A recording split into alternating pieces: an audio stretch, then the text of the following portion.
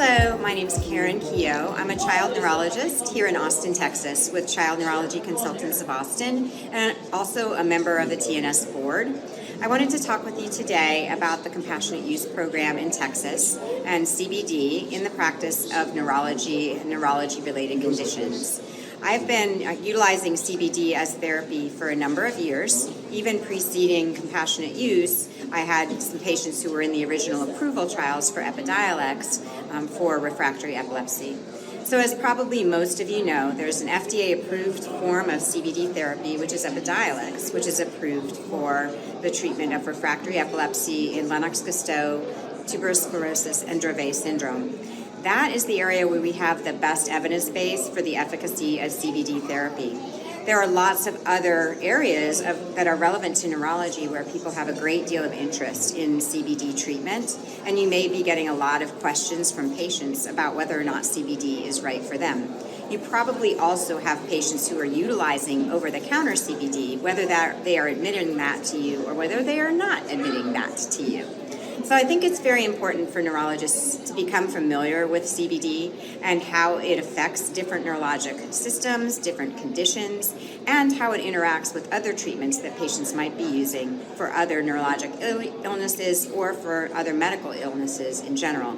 That's a lot to learn, and it's a little bit difficult to get information about CBD.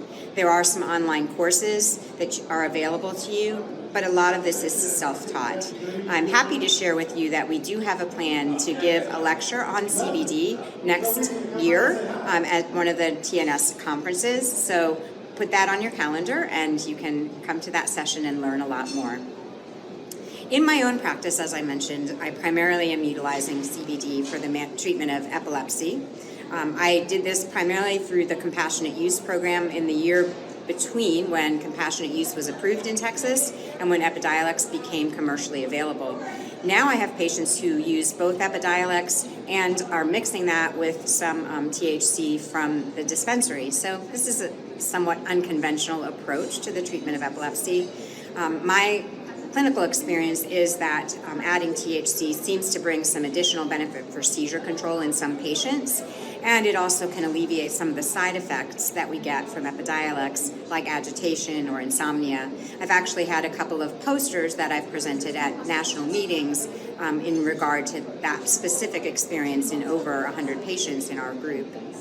In addition to treating epilepsy, I've utilized cannabis therapy for the treatment of autism and associated behavioral problems. So my initial experience with that was in patients who had both autism and epilepsy, and they were using cannabis therapy for that. In some patients, CBD can be very aggravating in autism, but THC seems to be more calming. There is limited evidence base for cannabis therapy in autism, but there are some case series internationally from other countries, particularly from Israel, and that's actually looking at high CBD therapies. In my experience and in our group here in Austin, we have a cannabis therapy program with a protocol for the treatment of autism. And we use mostly lower CBD mixed with THC for the treatment of autism because so many patients with autism struggle with behavioral dysregulation, insomnia, and things like that. And the THC component is really important for getting the most out of their therapy. Now, you may be thinking one of the big concerns about THC exposure in childhood is that there could be some very negative consequences for THC therapy cognitively and developmentally. Because of the concerns about THC having detrimental effects, and because we have limited evidence about that particular question, I spend a lot of time talking to parents, and if the patients understand, also to the patients themselves, about the potential negative impact of THC as part of their therapy. In most cases, these are situations where the families and the patients are really desperate to find answers, and they're willing to take some additional risk if there seems to be the promise of benefit. Needless to say, especially in a situation where we don't have adequate evidence, close follow-up is very important to make sure that individual patients are getting mostly benefit and not negative side effects from their cannabis therapy.